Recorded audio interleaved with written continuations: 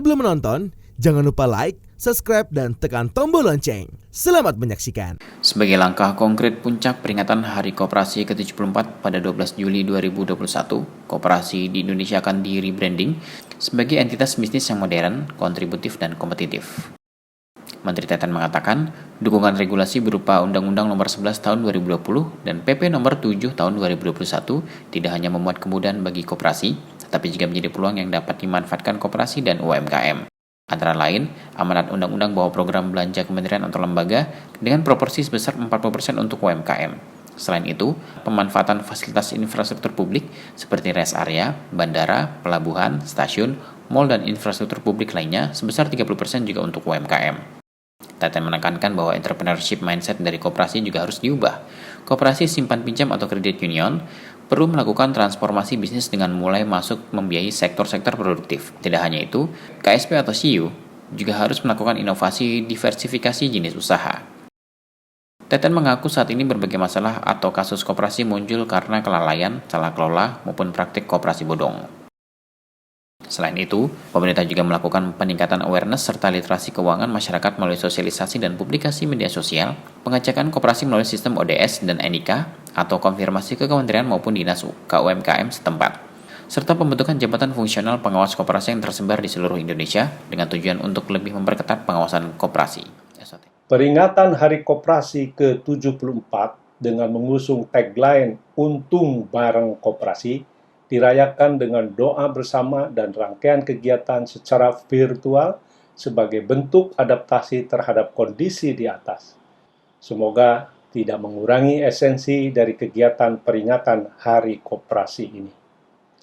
Didasari semangat untuk membangun kesadaran masyarakat Indonesia bahwa koperasi memiliki potensi besar untuk meningkatkan ekonomi dan kesejahteraan masyarakat.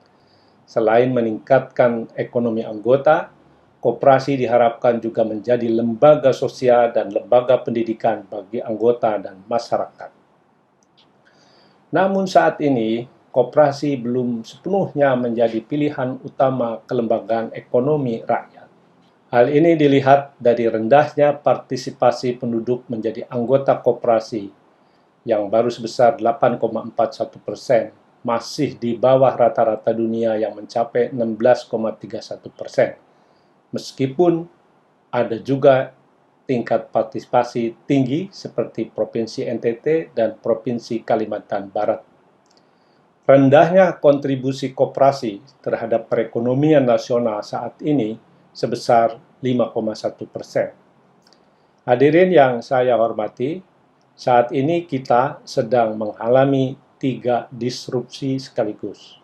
Disrupsi pandemi yang mengubah pola aktivitas dan munculnya norma baru. Disrupsi demografi di mana BPS mencatat struktur demografi didominasi oleh generasi milenial, generasi Z, dan generasi Alpha dengan total populasi mencapai 64,69%. Dan disrupsi teknologi atau era revolusi industri 4.0 dengan kemudahan akses teknologi. Dalam menanggapi 3 disrupsi itu, pemerintah merumuskan rencana pengembangan ekonomi di Indonesia dalam 5 tahun ke depan sebagaimana tertuang dalam RPJMN tahun 2020-2024. Khusus terkait koperasi, ditargetkan peningkatan kontribusi PDB koperasi terhadap PDB nasional sebesar 5,5% dan pengembangan 500 koperasi modern pada tahun 2024. Guna mewujudkan target tersebut, rebranding koperasi sebagai entitas bisnis yang modern, kontributif, dan kompetitif, kami memiliki 4 strategi dalam upaya pengembangan koperasi modern. Pertama, pengembangan model bisnis koperasi melalui korporatisasi pangan. Kedua, pengembangan factory sharing dengan kemitraan terbuka agar terhubung dalam rantai pasok. Ketiga, pengembangan koperasi multi pihak. Dan keempat, pengembangan ekosistem yang memungkinkan koperasi tumbuh besar. Penguatan kelembagaan dan usaha anggota koperasi melalui strategi amalgamasi atau spin-off dan split off. Dukungan regulasi berupa Undang-Undang 11 tahun 2020 dan PP nomor 7 tahun 2021 tidak hanya memuat kemudahan bagi koperasi, tetapi juga menjadi peluang yang dapat dimanfaatkan karena mengamanatkan program belanja kementerian, lembaga dengan proporsi sebesar 40% yang dapat dimanfaatkan oleh koperasi dan UMKM serta pemanfaatan fasilitas infrastruktur publik seperti rest area, bandara, pelabuhan, stasiun, mal, dan infrastruktur publik lainnya sebesar 30%. Hadirin yang berbahagia, mindset entrepreneurship dari koperasi juga mesti dirubah. Koperasi simpan pinjam atau kredit union perlu melakukan transformasi bisnis dengan mulai masuk membiayai sektor-sektor produktif. Tidak hanya itu, KSP atau CU juga harus melakukan inovasi diversifikasi jenis usaha. Pemerintah juga mendukung inovasi pada koperasi, salah satunya melalui digitalisasi dengan peluncuran IDX Co-op, Portal Inovasi Koperasi, pada tahun 2020 yang mendokumentasikan berbagai gagasan dan praktek inovasi perkoperasian. Berbagai masalah atau kasus koperasi muncul karena kelalaian, salah kelola, maupun praktek koperasi bodong. Sebagai solusi, pemerintah melakukan penguatan fungsi pengawasan melalui reformasi pengawasan koperasi dengan menghadirkan Permenkop UKM nomor 9 tahun 2020. Peningkatan awareness serta literasi keuangan masyarakat melalui sosialisasi dan publikasi media sosial.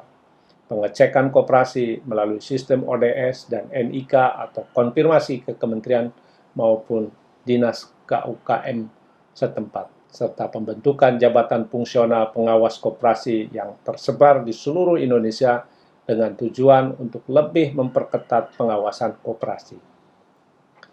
Sebagai penutup, mengutip penggalan pidato Bung Hatta pada Hari Koperasi tahun 1951, segala yang bekerja adalah anggota dari koperasinya, sama-sama bertanggung jawab atas keselamatan koperasinya. Makmur koperasinya, makmurlah hidup mereka. Rusak koperasinya, rusaklah hidup mereka bersama. Karenanya, rumusan kebijakan pengembangan koperasi oleh pemerintah tidak akan terrealisasi tanpa adanya peran aktif dari anggota, pengurus, pengawas, dan pengelola koperasi. Tahun ini peringatan Hari Koperasi ke-74 mengusung tagline Untung Bareng Koperasi yang dirayakan dengan doa bersama dan rangkaian kegiatan secara virtual sebagai bentuk adaptasi terhadap kondisi pandemi. Teten menegaskan pentingnya untuk membangun kesadaran masyarakat Indonesia bahwa koperasi memiliki potensi besar untuk meningkatkan ekonomi dan kesejahteraan masyarakat. Namun saat ini, ia mengakui koperasi belum sepenuhnya menjadi pilihan utama kelembagaan ekonomi rakyat. Hal ini dilihat dari rendahnya partisipasi penduduk menjadi anggota koperasi yakni sebesar 8,41%. Lebih lanjut, ia mengatakan saat ini koperasi Indonesia sedang mengalami 3 disrupsi sekaligus. Pertama, disrupsi pandemi yang mengubah pola aktivitas dan munculnya norma baru. Kedua, disrupsi demografi di mana BPS mencatat struktur demografi didominasi oleh generasi milenial, generasi Z, dan generasi Alpha dengan total populasi mencapai 64,69%. Ketiga, disrupsi teknologi atau era revolusi industri 4.0 dengan kemudahan akses teknologi. Dalam menanggapi 3 disrupsi itu, Teten mengatakan pemerintah merumuskan rencana pengembangan ekonomi Indonesia dalam 5 tahun ke depan, sebagaimana tertuang dalam RPJMN tahun 2020 sampai 2024. Khusus terkait koperasi, ditargetkan peningkatan kontribusi PDB koperasi terhadap PDB nasional sebesar 5,5% dan pengembangan 500 koperasi modern pada tahun 2024. Pandemi COVID-19 diakui Teten berdampak negatif tidak hanya pada sektor kesehatan, namun juga memukul berbagai sektor perekonomian dengan ragam konsekuensi seperti pemutusan hubungan kerja, penurunan omset, dan penerapan kebijakan internal untuk efisiensi biaya organisasi. Koperasi secara langsung maupun tidak langsung turut berdampak. Teten juga mengajak seluruh kalangan masyarakat untuk secara bersama-sama mendukung diterapkannya PPKM darurat sebagai langkah yang harus diambil pemerintah untuk menurunkan dan mengendalikan penyebaran kasus COVID-19. Pada peringatan puncak Hari Koperasi ke-75, hadir secara virtual para anggota, pengurus, pengawas, manajer, dan karyawan koperasi di seluruh Indonesia. Saat menutup pidatonya, Teten mengutip penggalan pidato Bung Hatta pada Hari Koperasi tahun 1951. Karenanya rumusan kebijakan pengembangan koperasi oleh pemerintah tidak akan terrealisasi tanpa adanya peran aktif dari anggota, pengurus, pengawas, dan pengelola koperasi. Tim Eljon Media melaporkan.